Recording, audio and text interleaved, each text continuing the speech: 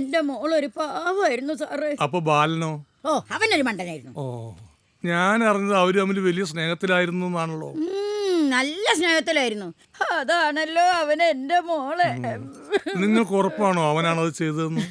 അവനല്ലാതെ ആര് ചെയ്യാനാ സാറേ? ഹോ, ഗൾഫിൽ നിന്ന് വന്നിട്ട് അവൻ ഈ വീട്ടിലുണ്ടാക്കിയ ഒരു പുകില്.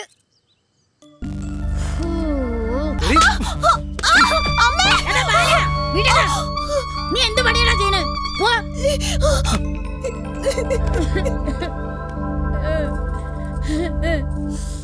അത്രയ്ക്ക് ദുഷ്ടനായിന്ന സാറേ അവന്. ദുഷ്ടനായതുകൊണ്ടായിരിക്കാം സ്ഥലം, വീട് എല്ലാം. എന്തായാലും ശരി, നമുക്ക് വീണ്ടും കാണാം. അല്ല സാറേ, എന്നാ ഇത് പത്രത്തിൽ വരിക? അടുത്ത് തന്നെ പത്രത്തിൽ വരും. എല്ലാത്തിനും ഒരു നല്ല സമയം നോക്കണമല്ലോ. അടുത്ത തവണ വരുമ്പോ ഞാൻ ഫോട്ടോഗ്രാഫറെ കൊണ്ടുവരാം.